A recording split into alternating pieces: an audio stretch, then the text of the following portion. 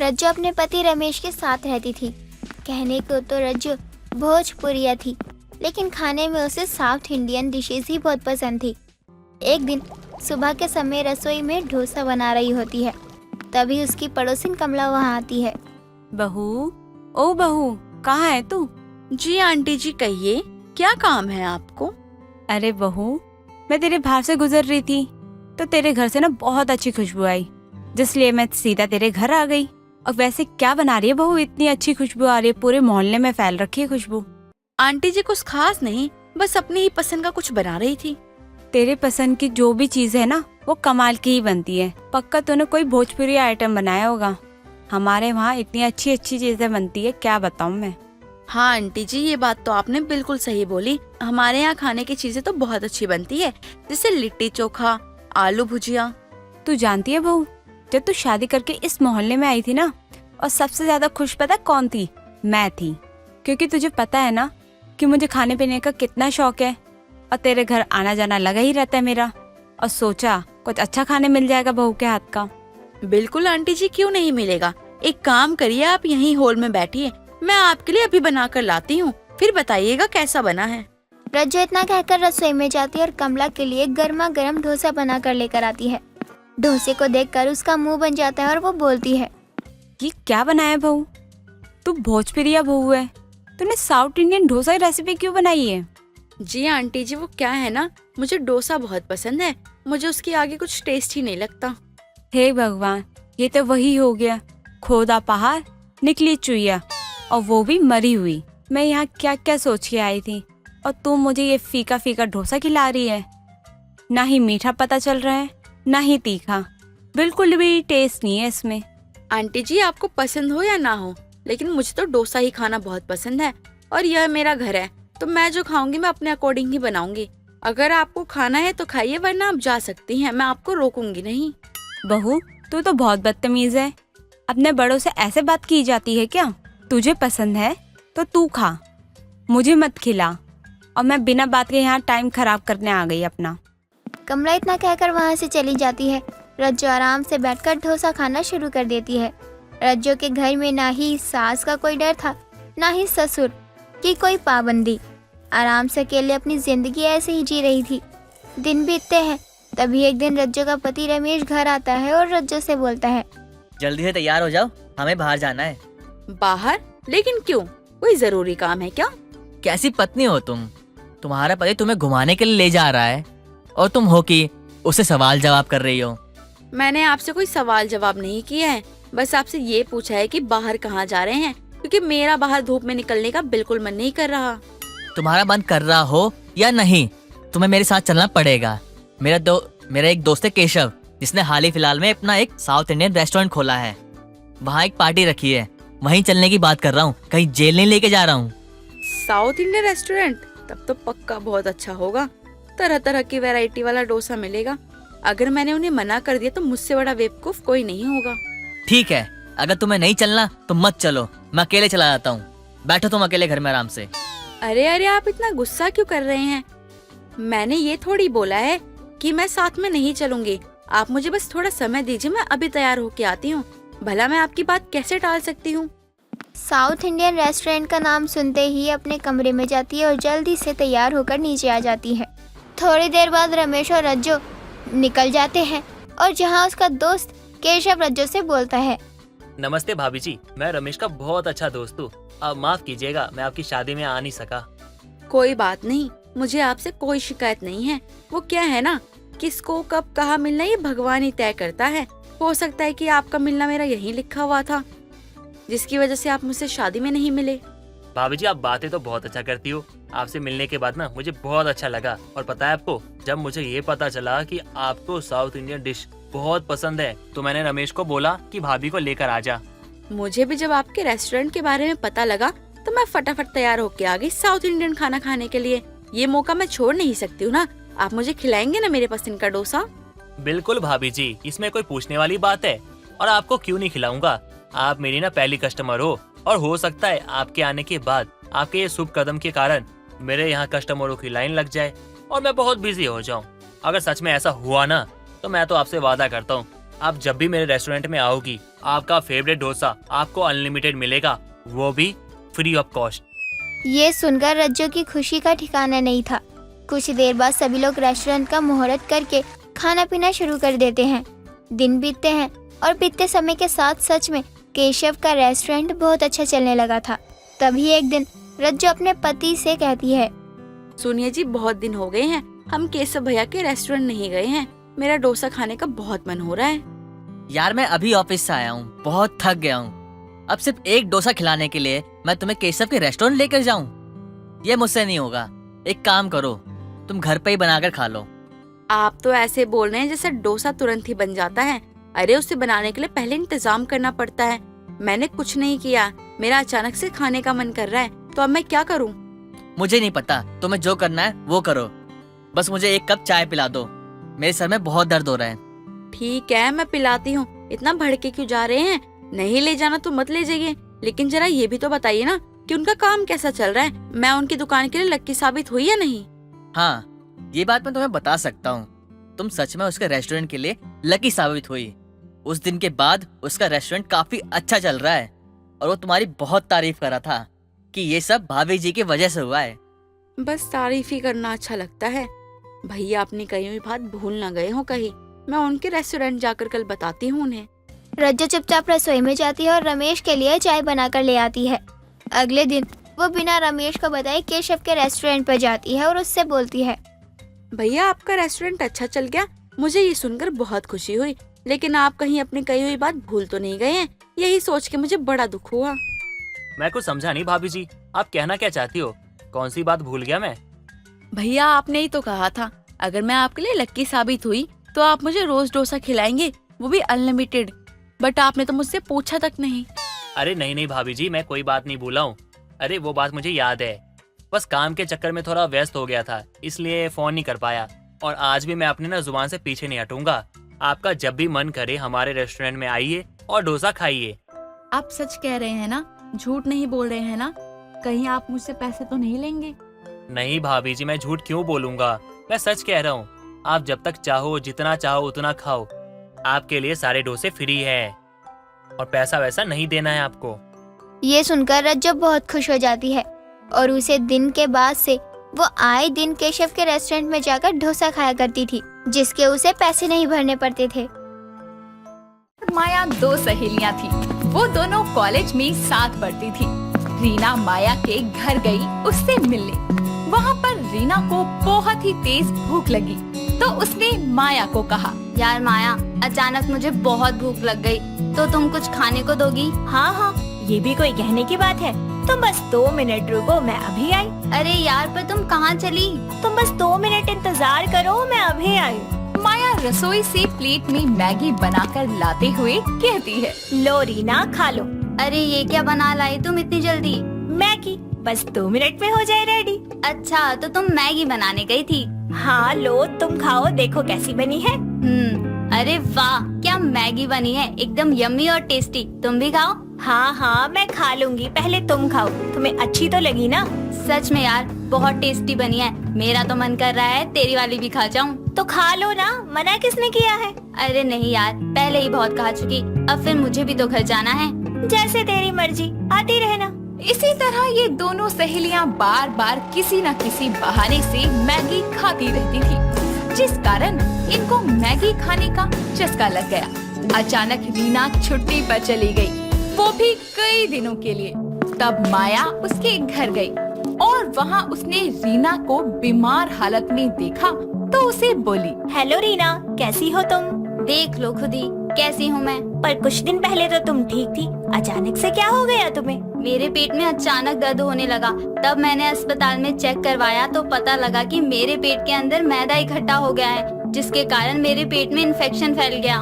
ओह, लेकिन ये इतना मैदा कहाँ से आया? अरे और कहाँ से आएगा, ये जो रोज रोज मैगी खाते हैं ना, उसी का नतीजा है। अच्छा, तुम ठीक तो हो ना, या अभी भी इलाज चल रहा है? हाँ, काफी लंबा इलाज चला, अब भी चल रहा है, पर अब मैं पहले से ठीक हूँ। मैं भी तुझे कभी कभी मैगी खिला दिया करती थी, तो मुझे तेरी भी चिंता हो गई। नहीं यार, मैं रोज रोज मैगी नहीं खाती, वो तो कभी कभार तुम्हारे साथ खा ली तो बस, और वो तो कब की पच भी गई होगी, और मैंने तुम्हें मना भी किया था। हाँ यार, काश मैंने उस समय तुम्हारी बात मान ली होती तो आज मेरी ये हालत ना होती। मैं तो तुम्हें खुशखबरी देने आई थी, लेकिन तुम तो चलो कोई नहीं, जल्दी जल्दी ठीक हो जाओ। खुशखबरी? कैसी खुशखबरी? मेरी शादी तय हो गई है। तुम जल्दी से अपनी तबीयत ठीक कर लो, फिर मेरी शादी में आना। हाँ, मैं जरूर आऊंगी, तुम चिंता मत करना। ठीक है, चलती हूँ, अपना ख्याल रखना। फिर कुछ दिन बाद माया की शादी राज नाम के लड़के से हो गई। रीना भी ठीक ठाक हो गई थी। अब उसने डर के कारण मैगी खाना छोड़ ही दी थी, लेकिन माया को अभी भी मैगी का चस्का था, पर खाने का नहीं बल्कि मैगी बनाने का चस्का।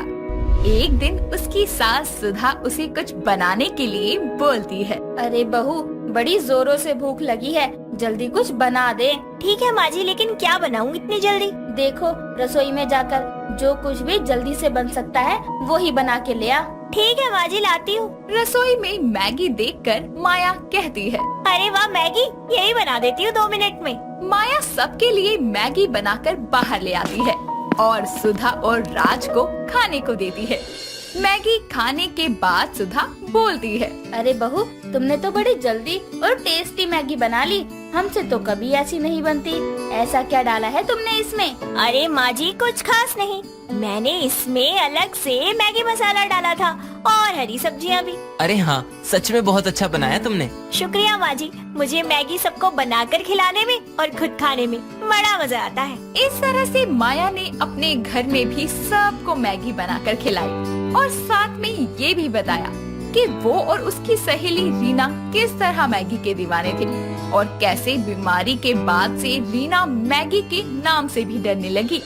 ये सुनकर राज बोलता है। हमें उसके मन से ये मैगी का डर निकालना ही होगा।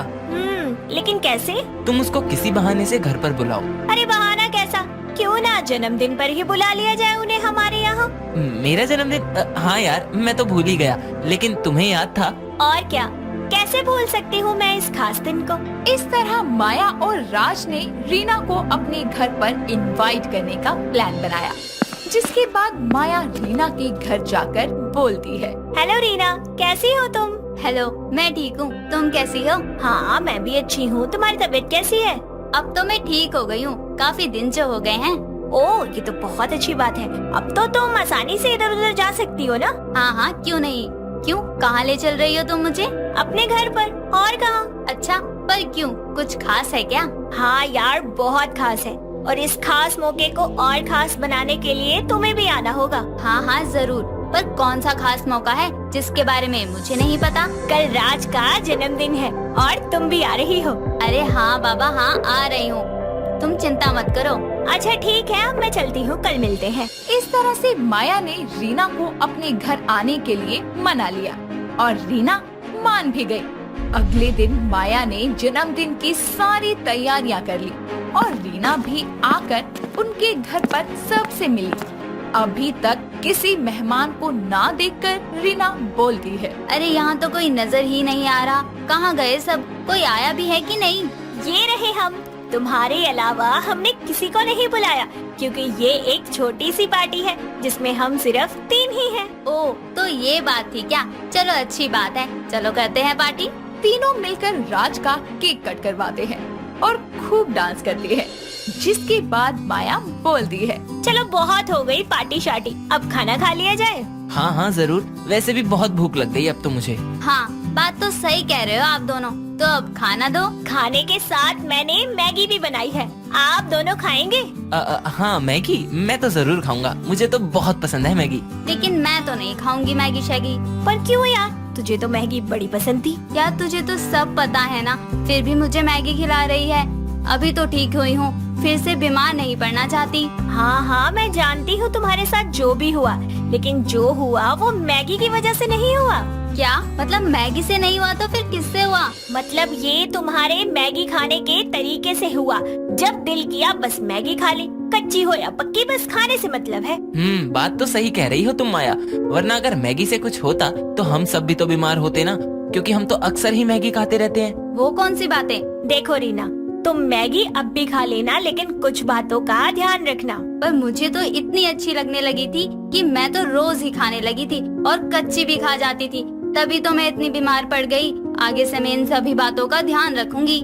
सबसे पहले तुम मैगी को अच्छे से पका लेना, कभी कच्ची मत खाना, और दोबारा जब भी मैगी खाना तो 10-15 दिन के बाद खाना। रोज रोज मैगी खाना अच्छा नहीं है। इस तरह से माया और राज रीना के मन में जो मैगी का डर था उसे भी बाहर निकाल देते हैं और उसे मैगी खाने का सही तरीका और समय के अंतराल का भी बताते हैं। और अब रीना फिर से मैगी खाने लगी थी। ऐसे ही एक बार सुधा की सहेली विभा उनके घर पर आई थी। उसने माया के हाथ से बनी मैगी खाकर उसे सुझाव दिया। माया, तुम इतना अच्छा मैगी बनाने का गुण रखती हो तो व्यापार क्यों नहीं कर लेती मैगी से जुड़ा हुआ? मुझे कोई व्यापार नहीं करना, मुझे बस अपने हाथों से बनी मैगी को सबको खिलाने में खुशी मिलती है। अच्छा ही तो है, इसमें तुम्हारा मन खुश होता है और सबको मैगी खाने को भी मिल जाएगी। माया, मुझे तो तेरे हाथ की बनी हुई मैगी बहुत अच्छी लगी, मैंने तो तेरा नाम ही रख दिया। अच्छा आंटी जी, पर आपने नाम क्या रख दिया मेरा? मैगी वाली बहू, क्योंकि तुम व्यापारी नहीं हो ना बहू। अरे वाह, बहुत अच्छा नाम मिल गया तुम्हें। इस तरह माया की मैगी के हुनर ने सबका दिल जीत लिया और मैगी की आदत ना लगने की बात से उसकी समझदारी का भी पता चला। शाम का समय था और मौसम बहुत खराब था। अर्चना और उसके फ्रेंड ऑफिस से घर के लिए निकल ही रहे थे कि तभी जोरों से बारिश शुरू हो जाती है। सभी खुद को बचाने के लिए ऑफिस के बाहर की सीढ़ियों पर खड़े होते हैं कि तभी अर्चना की नजर एक कुल्हड़ की चाय वाली स्टॉल पर जाती है। उससे रहा नहीं जाता और वो अपने सारे फ्रेंड्स को स्टॉल पर चलने के लिए कहती है। तभी उसकी फ्रेंड काव्या बोलती है, छोड़ ना यार, थोड़ी देर में बारिश रुक जाएगी तो हम घर चलेंगे और वहीं चाय पियेंगे। नहीं, मुझे तो अभी कुल्हड़ वाली चाय ही पीनी है। तुझे क्या पता, जो स्वाद इसमें है वो घर की चाय में कहाँ। रहने दे तू, तेरी बचपन की दोस्त हूँ, मुझे अच्छे से पता है तू कुल्हड़ वाली चाय की कितनी दीवानी है। जहाँ देख ले वहीं शुरू हो जाती है। मुझे आज तक नहीं समझ आया तुझे इस मिट्टी के बर्तन में मिलता क्या है। मिट्टी की खुशबू, और वैसे भी तूने कभी पी नहीं है तो तुझे कैसे स्वाद पता चलेगा कुल्हड़ का। अरे इसकी हर बात निराली है, इसमें जो भी खाओ उसका स्वाद एकदम बदल ही जाता है। जी गुरुजी, अब ये अपना ज्ञान अपने पास रखो। बारिश बंद हो गई है, तुम्हारी कुल्हड़ की चाय का चस्का खत्म हुआ तो हम घर चलें। सबकी अपनी अपनी पसंद होती है, तो मत मान, बाद में कभी मान लियो। ऐसे ही कुछ समय बीत जाता है और अर्चना का कुल्हड़ में चाय पीने का चस्का दिन पर दिन इतना बढ़ जाता है कि वो बहुत सारे कुल्हड़ खरीद कर अपने घर में ले आती है। और उसका जब भी चाय पीने का मन करता तो वो उन्हें कुल्हड़ में डालकर पिया करती। कुछ समय बाद अर्चना के लिए एक अनुराग नाम के लड़के का रिश्ता आता है और परिवार वालों की रजामंदी के साथ दोनों की शादी हो जाती है। ऐसे ही कुछ दिन और बीत जाते हैं। तभी एक रोज अर्चना अपने कमरे में बैठकर अपनी मन पसंद कुल्हड़ वाली चाय पी रही होती है कि तभी उसकी सास कौशल्या कमरे में आती है और उसे देखकर कहती है, बहू, इस घर में बर्तनों की कमी पड़ गई थी क्या, जो इस मिट्टी के कुल्हड़ में चाय पी रही है? नहीं माँ जी, बर्तन तो बहुत है, लेकिन जो मजा इस कुल्हड़ में चाय पीकर आता है वो किसी और बर्तन में कहाँ। सोचा था तू एक पढ़ी लिखी लड़की है, लेकिन तूने तो गवारों वाली बात कर दी, साबित कर दिया कि तू एक नालायक है। माँ जी, मैंने ऐसा तो कुछ नहीं कहा। अरे मैं तो हमेशा से ही कुल्हड़ में चाय पीती हूँ, इसका स्वाद बड़ा मजे का है। मैं तो कहती हूँ आप भी पी कर देखो, ये मॉडर्न गपशप सारे भूल जाओगी। रहने दे बहू, आज के समय में कौन मिट्टी और कुल्हड़ के बर्तन इस्तेमाल करता है? लोग एक से एक महंगे बर्तन इस्तेमाल करते हैं। माँ जी, आप नहीं समझोगी। अर्चना को दिन पर दिन कुल्हड़ की चाय का इतना चस्का लग गया कि उसने अब हर चीज को कुल्हड़ में ही डाल कर पीना शुरू कर दिया, चाहे वो कोल्ड ड्रिंक हो या जूस हो या फिर चाय। उसको कुल्हड़ की इतनी आदत हो गई कि उसे हर चीज में वही खुशबू अच्छी लगती थी और इससे उसका पूरा परिवार बहुत परेशान हो गया था। ऐसे ही कुछ दिन बाद कौशल्या अपनी बहू के पास आकर कहती है, आज दोपहर में मेरी कुछ सहेलियाँ आ रही हैं घर पर, तो कुछ अच्छा सा नाश्ता बना दियो और हाँ अपनी गवारपंती मत दिखाइयो उनके सामने। जी माँ जी। इतना कहकर अर्चना खाने की तैयारियों में लग जाती है और सबके लिए अच्छा सा नाश्ता बनाती है और थोड़ी देर बाद सबके लिए कुल्हड़ में चाय लाती है, जिसे देखकर उसकी सास को बहुत गुस्सा आता है और वो अपनी सारी सहेलियों के जाने के बाद अपनी बहू को जोर से आवाज देकर बुलाती है और बोलती है, तुम क्या मेरी इज्जत खराब करना चाहती हो सबके सामने? तुम्हें कुल्हड़ में सब कुछ खाना पीना पसंद है तो जरूरी तो नहीं ना बाकियों को भी आएगा। घर में और बर्तनों की कमी पड़ गई थी क्या जो तुम सबके लिए चाय कुल्हड़ में लेकर आई? लेकिन माँ जी देखिए ना, आपको किसी ने कुछ कहा? आपकी इज्जत कहाँ खराब हुई मुझे बताइए। माँ जी वो क्या है ना, आजकल के लोग बस इलेक्ट्रॉनिक चीजों के आदी हो गए हैं। ठंडा पानी चाहिए, फ्रिज चाहिए, एसी चाहिए, कूलर चाहिए। अरे ऐसी चीजें हमारी बॉडी को हार्म करती है। इससे अच्छा तो आप मटके का ठंडा पानी पीकर देखिए, नेचुरल हवा को फील करके देखिए, तब आपको पता चलेगा नेचर कितना ब्यूटीफुल है। तू मेरे सिर दर्द मत कर और आज के बाद कुल्हड़ का नाम भी मत लियो मेरे सामने। तेरा दिमाग खराब हो गया है और तूने बाकी घर वालों का भी कर रखा है। अर्चना के ऊपर अपनी सास की बात का कोई असर नहीं होता। उसे हर चीज में मिट्टी की खुशबू ही अच्छी लगती है, जिसके चलते वो किचन के सारे बर्तन मिट्टी के ही ले आती है और ऐसे ही कुछ दिन और बीत जाते हैं। तभी एक दिन कौशल्या किचन में जाती है और देखती है कि किचन में सारे बर्तन मिट्टी के रखे हैं, जिसे देखकर उसे बहुत गुस्सा आता है और वो सारे बर्तन तोड़ देती है और साथ ही अपनी बहू को बुलाकर बोलती है, आज के बाद मिट्टी की कोई भी चीज इस घर में नहीं रहेगी। जब से आई है तब से जीना हराम कर रखा है। तेरा बस चले तो हमें भी मिट्टी खिला दे। माँ जी आपने मेरे सारे मिट्टी के बर्तन क्यों तोड़ दिए? अभी थोड़े दिन पहले ही तो लाई थी। आज के जमाने में कौन मिट्टी के बर्तनों में खाना बनाता है बहू? एक तेरे शौक के चलते क्या सारे घर के बर्तन मिट्टी के कर दें? ये बात तो आपने बिल्कुल सही कही। आपने ही मेरे सारे मिट्टी के बर्तन तोड़े हैं तो आप ही लाओगी। मैं तुझे बता नहीं रही, तुझे ताना मार रही हूँ। हे भगवान क्या करूँ मैं इसका? ऐसे ही कुछ दिन और बीत जाते हैं और एक रोज कौशल्या के पेट में जोरों से दर्द होता है। बहुत सारी दवाइयाँ खाने के बाद भी उसको आराम नहीं होता और वो अपने कमरे में आराम कर रही होती है कि तभी उसकी बहू अर्चना उसके कमरे में आकर बोलती है, माँ जी चलिए खाना खा लीजिए। मुझे भूख नहीं है, मेरे पेट में बहुत दर्द है। माँ जी इसलिए कहती हूँ कि रोज सुबह मिट्टी के या फिर तांबे के बर्तन में रखा हुआ पानी पिया करो, बहुत फायदेमंद होता है। मिट्टी से तांबे पर आ गई बहू अब तो। नहीं माँ जी, मैं तो एक नेचुरल रेमेडी बता रही हूँ। सच में यकीन कीजिए, तांबे या फिर मिट्टी के बर्तन में रखा हुआ पानी पीने से हमारे पेट को बहुत फायदे होते हैं। आप एक बार पीकर तो देखिए, अगर नहीं हुआ तो मैं दोबारा कभी कहूँगी ही नहीं। ठीक है, लेकिन अगर फायदा नहीं हुआ तो तू अपनी कुल्हड़ में चाय पीने की आदत को छोड़ देगी। ठीक है माँ जी, लेकिन अगर आपको फायदा हो गया ना तो आप मुझे कुल्हड़ के चाय पीने से नहीं रोकेंगी। ऐसे ही कुछ दिन बीत जाते हैं और अर्चना का नुस्खा काम कर जाता है, जिससे कौशल्या ठीक हो जाती है और कुछ समय बाद उसकी सहेलियां फिर से उसके घर आती है और वही चाय मांगती है जो वो पिछली बार पी कर गई थी। ये सुनकर कौशल्या को थोड़ा अजीब लगता है, लेकिन सबके सामने वो चुप रहती है और अपनी बहू को बुलाकर बोलती है, बहू सभी के लिए कुल्हड़ वाली चाय ही ले आओ। माँ जी आपके लिए भी ले आऊँ क्या? सबके सामने वो मना नहीं कर पाती और सभी के साथ वो भी कुल्हड़ वाली चाय पीती है। सभी लोग उसके घर की चाय की बहुत तारीफ करते हैं, जिससे कौशल्या को बहुत खुशी होती है और सबके जाने के बाद वो अपनी बहू अर्चना को बुलाकर बोलती है, सच में तुम्हारी चाय में एक अलग ही स्वाद था जिसकी सबने बहुत तारीफ करी, लेकिन इसका मतलब ये नहीं तुम सारे बर्तन मिट्टी के उठा लाओ। माँ जी आप खुद ही सोचिए, जैसे बर्तन हम इस्तेमाल करते हैं वैसे बर्तन ही सब इस्तेमाल करते हैं, फिर भी आपकी सहेलियों ने आपके घर की तारीफ की। क्यों? क्योंकि उन्हें आपके घर में कुछ अलग दिखा।